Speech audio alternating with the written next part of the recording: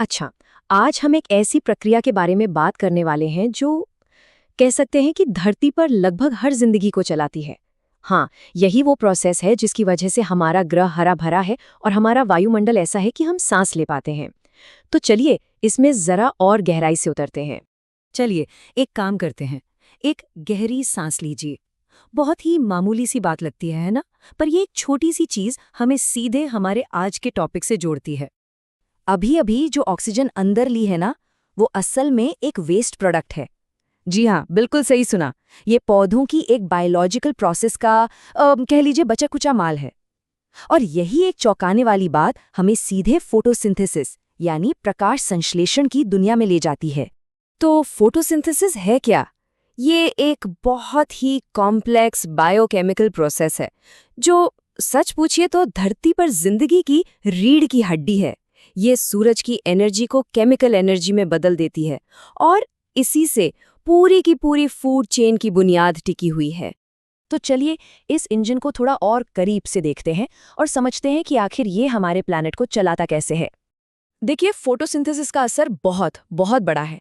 ये सिर्फ जिंदगी को बनाए रखने या जरूरी ऑक्सीजन पैदा करने तक ही सीमित नहीं है। ये हमारे खाने की बुनियाद है। और तो और ये हमारे एटमॉस्फेयर से कार्बन डाइऑक्साइड को सोख लेता है, जिससे हमारे पूरे ग्रह का क्लाइमेट रेगुलेट होता है। मतलब इसका रोल बहुत ही क्रिटिकल है। तो अब हम एक बड़ा सा जूम इन करने वाले हैं। मतलब प्लैनेट के लेवल से हटकर सीधे मॉलिक्यूलर लेवल तक जाएंगे। चलिए इस ग्रीन मशीन के अंदर का सफर शुरू करते हैं। हमारा ये सफर शुरू होता है एक अकेली पत्ती से। कह सकते हैं कि सारा जादू यहीं पर होता है। और फिर पत्ते के अंदर जूम करके पहुंचते हैं एक प्लांट सेल तक।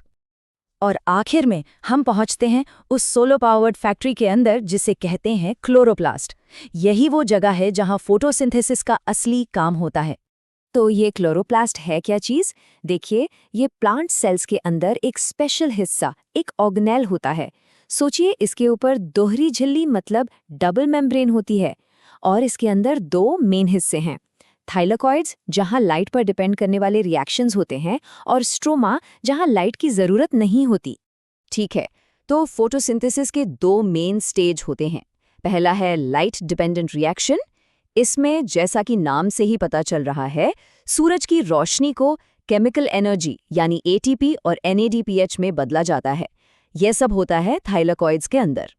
फिर आता है दूसरा स्टेज जिसे केल्विन साइकिल भी कहते हैं। इसमें उस केमिकल एनर्जी का इस्तेमाल करके कार्बन डाइऑक्साइड को शुगर यानी ग्लूकोज में बदल दिया जाता है, और यही ग्लूकोज पौधे का खाना है। ये वाला प्रोसेस होता है स्ट्रोमा में। लेकिन यहाँ एक दिलचस्प बात है, ये प्रक्रिया जितनी पावरफुल है ना, उतनी ही नाजुक भी है। मतलब ये एकदम परफेक्ट नहीं है। असल दुनिया में इसे कई लिमिटेशंस का सामना करना पड़ता है। इन्हें हम कह सकते हैं नेचर्स बॉटलनेक्स यानी प्रकृति की रुकावटें। सबसे पहला लिमिटिंग फैक्टर है लाइट की इंटेंसिटी। अब कोई भी सोचेगा कि जितनी ज्यादा रोशनी उतना अच्छा, और हाँ, एक हद तक ये सही भी है। जैसे जैसे लाइट बढ़ती है, फोटोसिंथेसिस का रेट भी बढ़ता है, लेकिन बस एक पॉइंट तक। उसके बाद रेट एकदम फ्लैट हो जाता है। क्यों? क्योंकि कोई और फैक्टर अब उसे रोक रहा है। बिल्कुल यही कहानी कार्बन डाइऑक्साइड कॉन्सेंट्रेशन के साथ भी है। रेट बढ़ता है और फिर एक पॉइंट पर आकर रुक जाता है। ऐसा इसलिए होता है क्योंकि प्लांट उसे और तेजी से प्रोसेस ही नहीं कर पाता। और फिर आता है टेम्परेचर। यहाँ मामला थोड़ा अलग है। फोटोसिंथेसिस के लिए एक ऑप्टिमल टेम्परेचर रेंज होती है, मतलब न बहुत ज्यादा न बहुत कम। अगर टेम्परेचर बहुत कम है तो रिएक्शंस बहुत धीमे हो जाते हैं, और अगर बहुत ज्यादा हो जाए तो जरूरी एंजाइम्स ही डैमेज हो जाते हैं और रेट तेजी से नीचे गिर जाता है।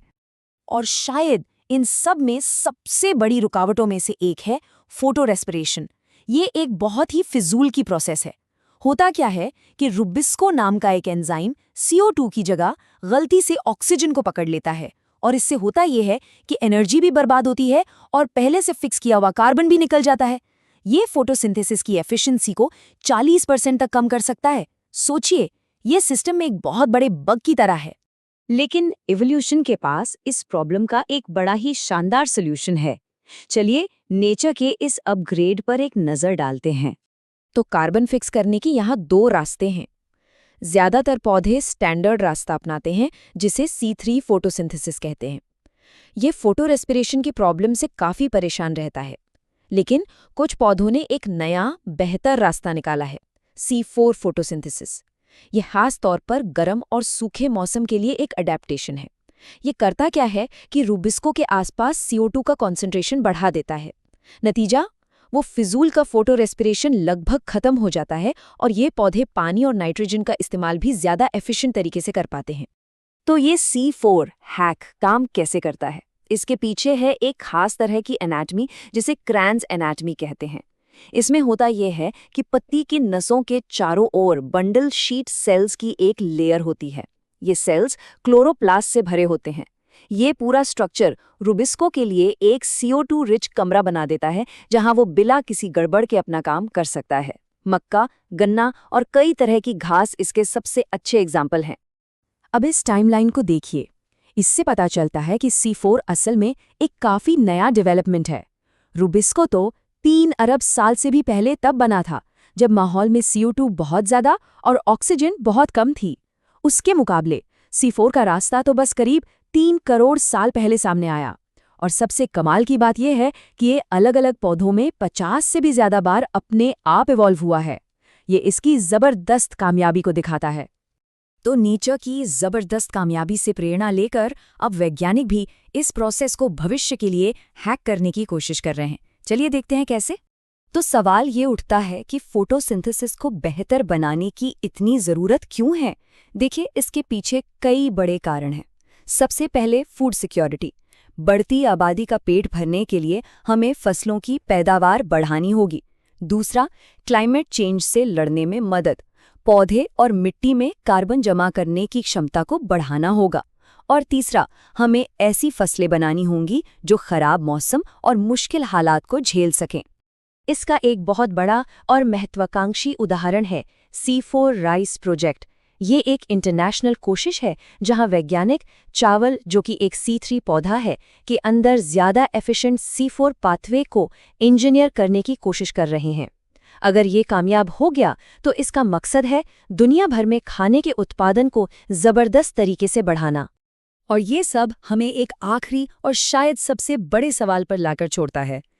क्या हम एक ज़्यादा सस्टेनेबल भविष्य बनाने के लिए 3 करोड़ साल पुराने इस एवोल्यूशनरी हैक से कुछ सीख सकते हैं?